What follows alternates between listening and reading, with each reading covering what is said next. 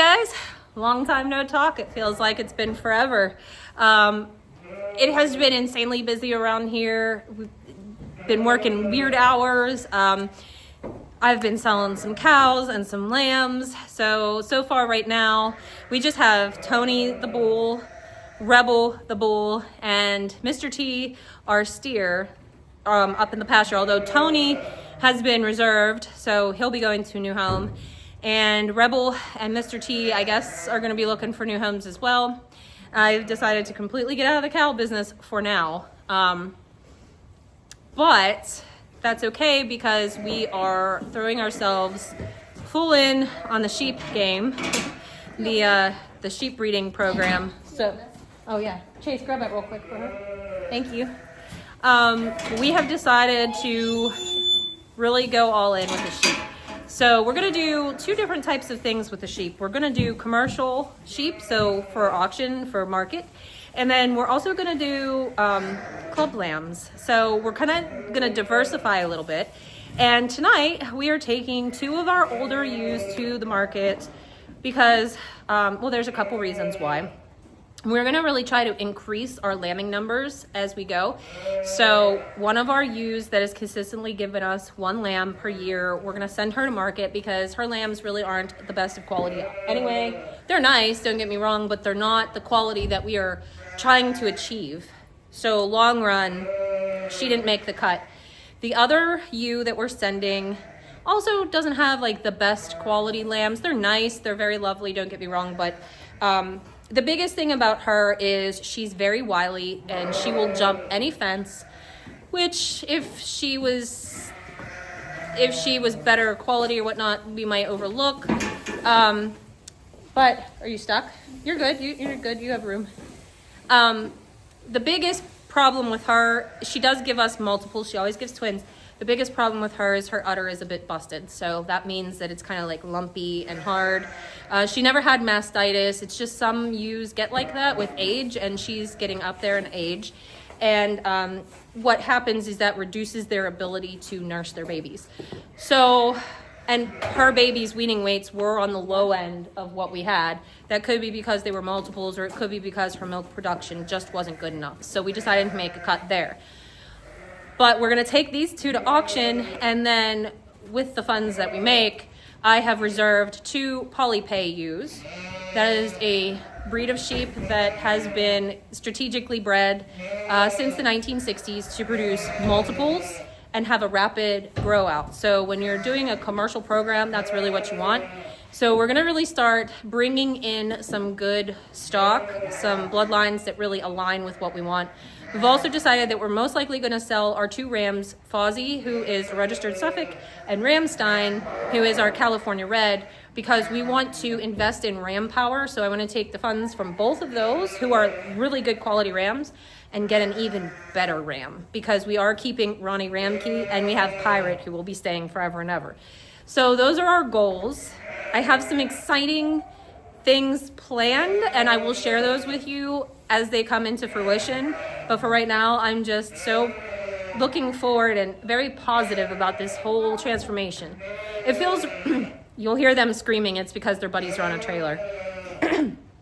It feels really good when you finally figure out what you want to do when you grow up.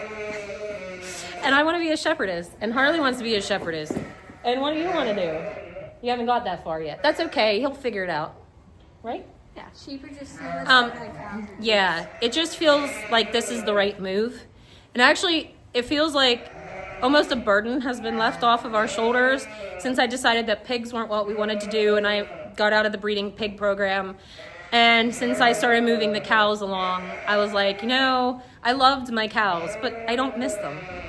But if I didn't have my sheep screaming at me constantly, or my goats, I would be very upset. So that's how you know you got to go with your heart sometimes. So anyways, I can't jibber jabber too long because we got to get these girls to market. And then I will talk to you guys on the way back, I suppose. All right, guys, we are back home. The auction house was completely madness tonight. It was standing room only, huh? Yes. We had to stand way up high, and from where we were, it was hard to even see what was running through. So, oops, you guys are going to be crooked. So I was having to ask and yell down to the people on the floor, like, is that, because we were looking for sheep, but I was looking for very specific sheep. And so when they would come through, most of them up at that auction are usually like hair sheep, and we're not interested in that really. We're looking for certain specific things. And I didn't want an older sheep, I wanted a lamb. And there were a couple pairs of really beautiful Hampshires. 2 Hampshire Weathers. That went through, but they were Weathers. So that kind of sucked. And I was like, well, I don't think we're going to end up getting anything.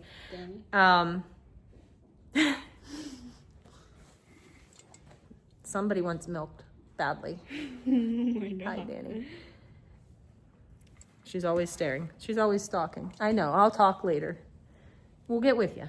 Anyways, then this single Dorset lamb came in and ticked all of the boxes of what we were looking for. Nice thick body. We like the Dorset breed quite a lot. Healthy looking, docked tail, because a lot of times up there the tails aren't docked. The conformation looked pretty good, and I was like, it's probably a Weather. And the price was going up, up, up, and I'm like, oh.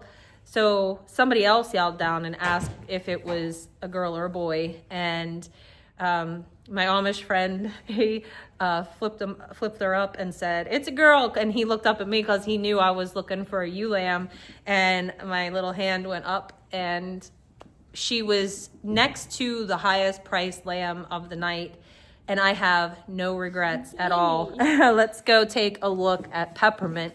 Now, we have we're naming her Peppermint.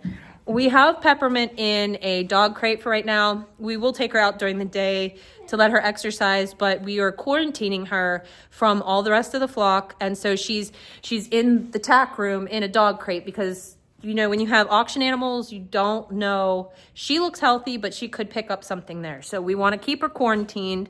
So let's turn you around and show you Peppermint. Okay, this is Peppermint. Now we're going to show you her through the crate because she's very skittish. Obviously, she's not been handled much. She's brave though. Yeah, she's brave. She's a big girl. We really like her conformation. We really like her bone.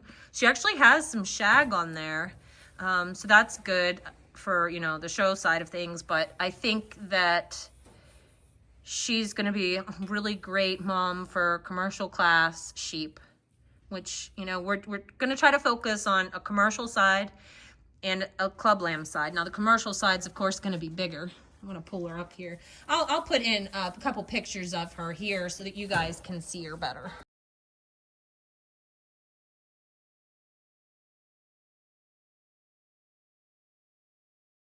I don't know. We'll see.